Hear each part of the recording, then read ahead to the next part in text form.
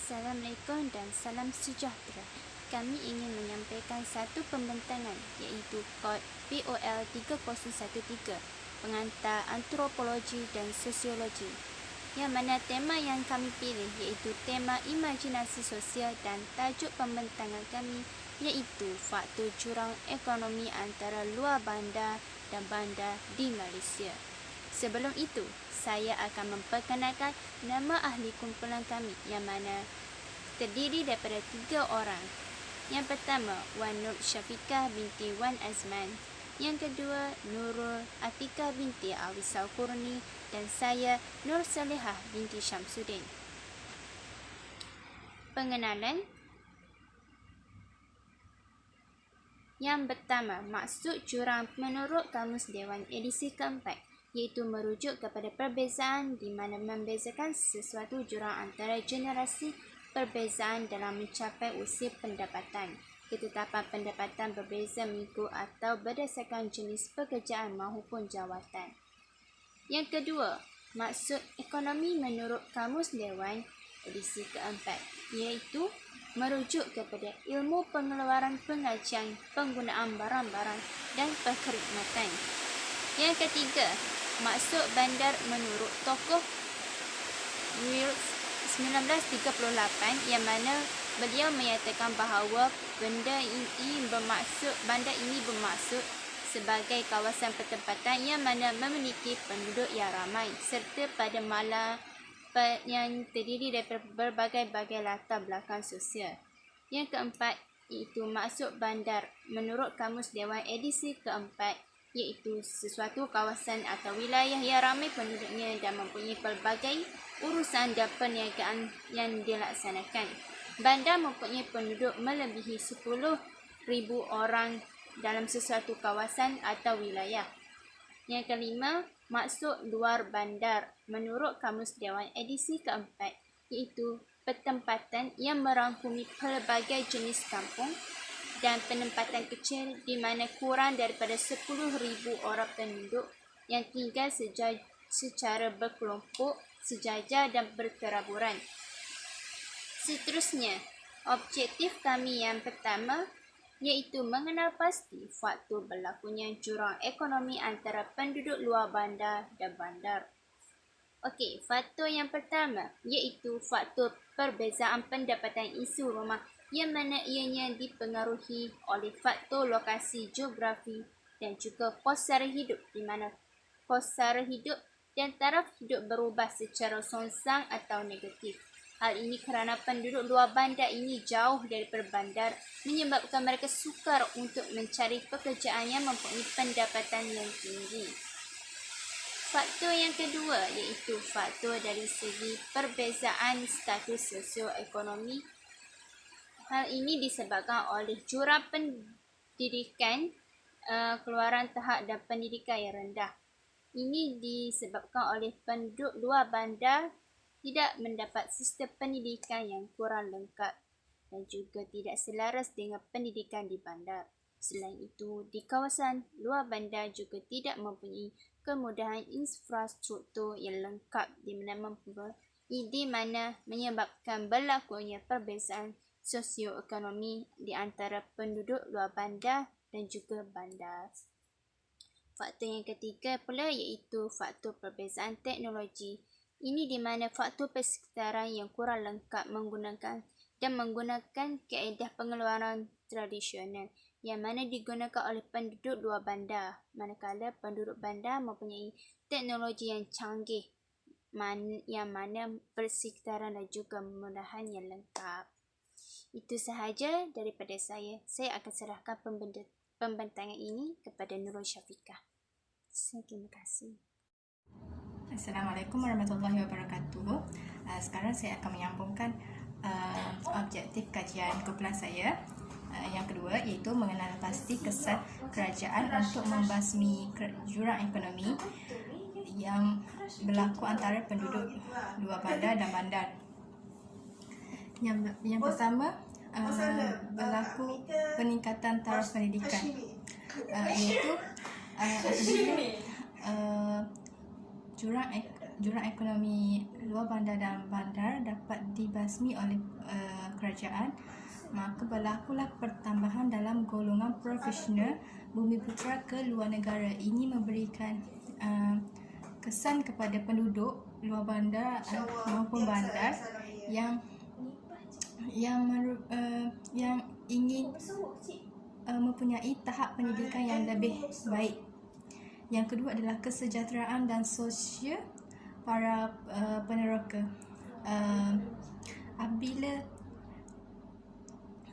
Apabila jurang ekonomi penduduk luar bandar dan bandar dapat dibanteras, dapat dibasmi, ia akan boleh memberi kesan kepada para peneroka seperti peneroka getah untuk mengubah nasib hidupnya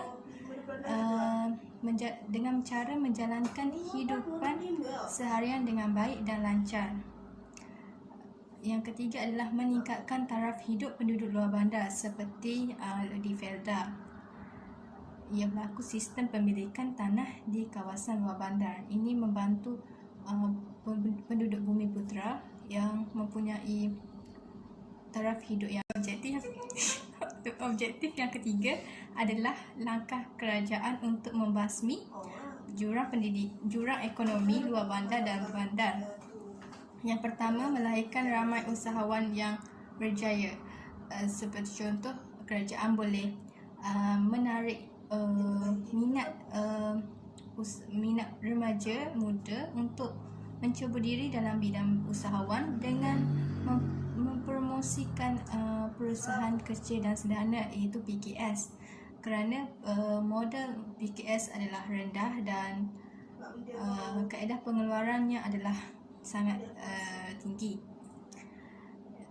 Apabila berlakunya PKS, ia dapat membuka peluang penduduk luar bandar maupun bandar untuk membuka peluang pekerjaan yang lebih banyak, galakkan ekspor dan mengurangkan import. Yang kedua adalah memperkasakan sistem pendidikan. Kerajaan hendaklah memperkasakan sistem pendidikan seperti menambahbaikkan infrastruktur di sekolah kawasan luar bandar. Ini mengelakkan pelajar luar bandar mundur, dan kerajaan hendaklah melengkapkan infrastruktur tersebut supaya pelajar tidak merasakan diri mereka serba kekurangan. Dan aktiviti memperkasakan sistem pendidikan hendaklah dilakukan di kawasan luar bandar seperti di Sabah. Hingga kini masih ada lagi di Sabah Sarawak masih ada lagi kurang infrastruktur daripada segi bekalan elektrik, bekalan air maupun kemudahan asas. Seterusnya adalah perbincangan dan refleksi kritis. Berdasarkan perbincangan dan refleksi kritis yang saya dapati, yang pertama adalah ekonomi antara penduduk luar bandar dan bandar akan menghalang kepada pertumbuhan ekonomi negara, kerana jurang ekonomi akan menyebabkan pertumbuhan ekonomi negara akan terjejas dan taraf hidup masyarakat turut terjejas dalam masa yang sama. Yang kedua adalah dasar ekonomi baru. Dasar ekonomi baru sebenarnya tidak mencapai matlamat 100% seperti dirancang oleh Tun Dr. Mahathir dalam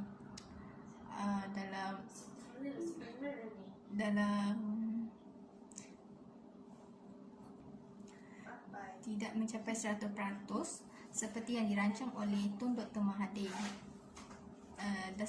Dasar ekonomi baru bukanlah menyasarkan warga kaum Bumiputera secara menyeluruh, dan ini menimbulkan isu bayaran gaji antara penduduk yang tidak menepati antara kadar bayaran gaji yang diterima oleh sesetengah individu tidak setanding dengan tahap pendidikan yang mereka ada. Yang ketiga adalah kaum Melayu kurang berminat dengan penyimpanan aset. Okey, pada masa ini kaum Melayu tidak ataupun kurang berminat dengan penyimpanan aset berbanding dengan kaum Cina yang peratusan penyimpanan aset mereka adalah sangat tinggi dan menyebabkan kaum Cina mempunyai peratusan yang tinggi dalam pelaburan. Yang keempat ialah mitos si kaya dan si miskin. Mitos ini sering diwujudkan oleh segelintir masyarakat kerana masyarakat menganggap si miskin kerana sebab sikap yang malas. Tetapi tidak seharusnya diperkatakan begitu kerana sikap malas telah dimiliki oleh semua orang. Itu sahaja daripada saya. Sekian, terima kasih. Seterusnya adalah kesimpulan dan cadangan. Kesimpulannya, aktiviti perindustrian kurang membangun di kebanyakan negeri di Malaysia kerana ianya berasaskan dan lebih kepada intensif buruh. Hal ini kerana sesuai dengan latar belakang penawaran buruh di negeri-negeri berkenaan yang menunjukkan migrasi buruh yang berpendidikan dan berkemahiran. Oleh itu, keadaan ini menyebabkan teknologi menjadi rendah. Seterusnya adalah kadar tabungan semakin menurun akibat daripada pertumbuhan kadar output yang rendah. Pertumbuhan ini menjadikan margin keuntungan pengusaha rendah serta kenaikan kadar upah juga menjadi rendah kerana majikan dan pihak pelabur lebih mementingkan intensif buruh daripada intensif modal. Yang terakhir adalah ketidakseimbangan yang berlaku di dalam pembangunan antara negeri. Hal ini kerana kerajaan hanya lebih mengutamakan negeri yang mempunyai sumber pengeluaran yang banyak berbanding daripada negeri yang kurang mempunyai sumber pengeluaran. Hal ini kerana kekurangan modal. Kerajaan tidak mempunyai modal yang besar untuk membangunkan kesemua negeri yang terdapat di Malaysia. Dan cadangan saya adalah terdapat beberapa cadangan untuk meningkatkan pembangunan ekonomi dan untuk mengurangkan kadar kemiskinan di Malaysia. Golongan muda di bandar perlu diberikan latihan secara teknikal dan vocational agar kemahiran mereka dapat diasah. Seterusnya, galakan daripada kerajaan dalam membangunkan industri berkelompok dan untuk menyokong ekosistem agar kerajaan dapat membuat pengkhususan dan skala ekonomi serta menyasarkan pelaburan ke dalam kualiti produktiviti Malaysia. Hal ini kerana apabila kerajaan memberi latihan secara teknikal dan vocational kepada golongan muda, maka mereka dapat meningkatkan produktiviti di dalam negara secara tidak langsung apabila mereka mempunyai kemahiran tersebut untuk membangunkan teknologi dalam sektor perindustrian. Maka dengan itu sahaja pembentangan daripada kami. Sekian, terima kasih.